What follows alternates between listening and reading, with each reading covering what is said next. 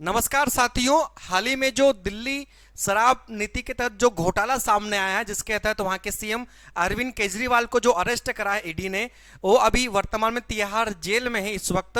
तो आप सभी के मन में एक क्वेश्चन उठ रहा होगा कि क्या किसी सीएम को इस प्रकार अरेस्ट करा जा सकता है? क्या कोई सीएम, जिस प्रकार हमने मनीष सिसोदिया को देखा जो कह रहे हैं कि मैं तो जेल से ही सरकार चलाऊंगा, तो क्या वाकई में कोई सीएम जेल में रहते हुए सरकार चला सकता है?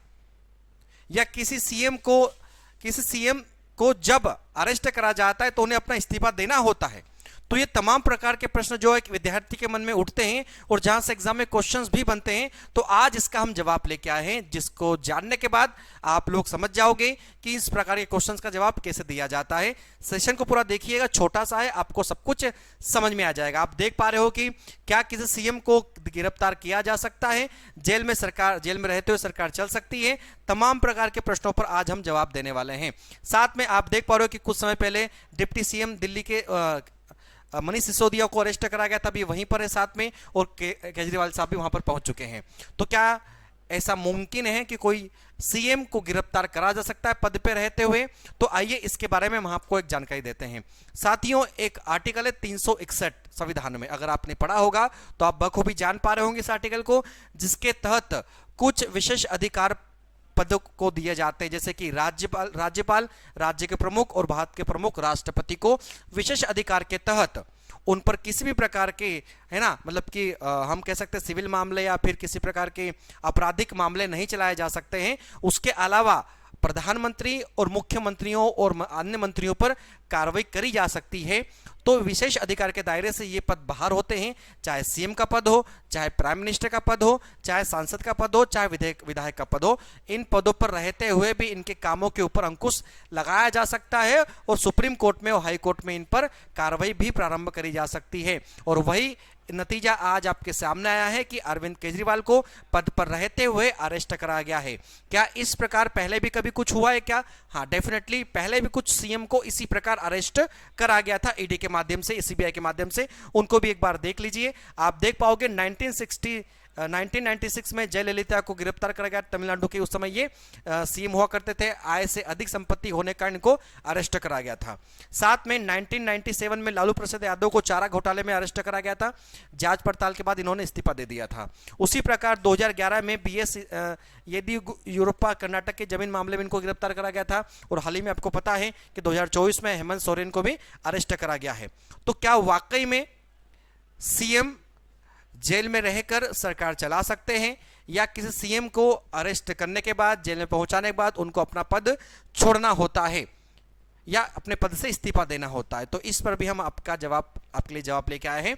तो साथियों, जब तक किसी भी इंसान के ऊपर आरोप सिद्ध नहीं हो जाता है, तब तक वह अपने पद पर बना रह सकता है। या तो मैं ऐसा कहूं कि विचाराधीन कैदी, जब तक उस पर विचार हो रहा है, जब तक उस पर कार्रवाई चल रही है, जब तक उस पर कार्रवाई पूरी नहीं हो जाती है, तब तक वह व्यक्ति अपने पद पर बना रह सकता है।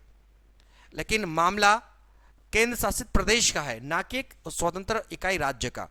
तो यहां पर क्या संभावनाएं हो सकती है? तो केंद्र शासित प्रदेश और साथ में देश की राजधानी दिल्ली, जहां के सीएम अरविंद केजरीवाल को इस समय अरेस्ट करा गया है, तो अब आगे के रास्ते क्या हो सकते हैं? आगे के रास्ते साफ है, 4-5 ऑप्शन सीएम साहब के पास में बचते हैं, या फिर वहां के सरकार के पास में बचते हैं अपनी सरकार को बचाने के लिए। पहली बात, या तो वह इस्तीफा दे दे और अपने किसी प्रमुख मंत्री को उस पद के लिए कुछ समय के लिए आमंत्रित कर ले, बुला ले, उस पद पर कार्रवाई के रूप में नियुक्ति दे सकते हैं। क्योंकि ऐसा होता है, जब भी कोई प्रमुख पद अपने कार्यकाल में काम नहीं कर पाते हैं, या फिर कुछ कारणों से छुट्टी पे होते हैं, आकस्मिक काम हो सकता है, तबीयत बिगड़ सकती, छुट्टी पे जा सकते हैं, उस समय कोई एक्स्ट्रा उस काम को हैंडल करता है, तो उस रूप में किसी अन्य मंत्री को एक काम दे सकते हैं। या फिर वहां पर जो उपराज्यपाल है, उन्होंने एक बात क्लियर कह दी है कि जेल में रहते हुए सरकार दिल्ली की नहीं चलाई जा सकती। तो कई कयास ये भी लगाए जा रहे हैं कि क्या अब अरविंद केजरीवाल की सरकार गिर जाएगी या अरविंद केजरीवाल इस्तीफा देंगे। एक तरफ अरविंद केजरीवाल ने यह कहा है कि नहीं, हम जेल से ही सरकार चलाएंगे। हाँ, उनके पास ये अधिकार है कि वो जेल से सरकार चला सकते हैं, क्योंकि अभी वो विचाराधीन है, अभी उन पर आरोप सिद्ध नहीं हुए हैं। तो जब तक आरोप सिद्ध नहीं होते हैं तब तक वह जेल से सरकार को रन कर सकते हैं। सरकार को रन करने में किसी प्रकार की कोई दिक्कत नहीं है, कोई समस्या नहीं है, लेकिन व्यवहारिक जो सवाल है उस पर अंकुश लगता है, वो डगमगाते हैं, क्योंकि किसी भी प्रकार जेल विभाग में इस प्रकार की व्यवस्था नहीं बनाई गई है कि मीटिंगें किस प्रकार से अरेंज करी जाएगी या किस प्रकार से फाइल का आदान प्रदान होगा। तो इस प्रकार की व्यवस्थाएं ना होने के कारण थोड़े से विचार ये भी करे जा सकते हैं कि अरविंद केजरीवाल किसी और को ये काम सौंप सकते हैं, दिल्ली के किसी प्रमुख मंत्री को। तो ये भी हो सकता है, या तो फिर वो खुद भी सरकार चला सकते हैं। तो इस प्रकार तमाम जानकारियां आपके पास में आ गई होगी।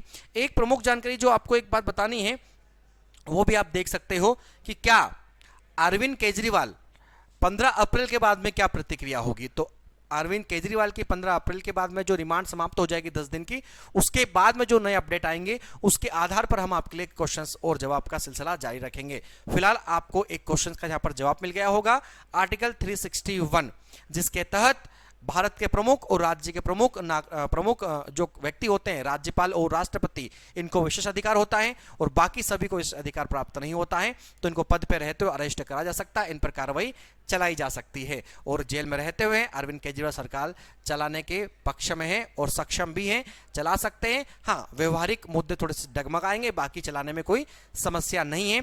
जब तक आरोप सिद्ध नहीं होता तब तक सरकार चला सकते हैं। तो इसी प्रकार की जानकारी के लिए दीप्ति सिंह एकेडमी के चैनल को आज ही सब्सक्राइब करें और दीप्ति सिंह एकेडमी के साथ में जुड़े रहें। अपना ख्याल रखें। जय हिंद, जय भारत।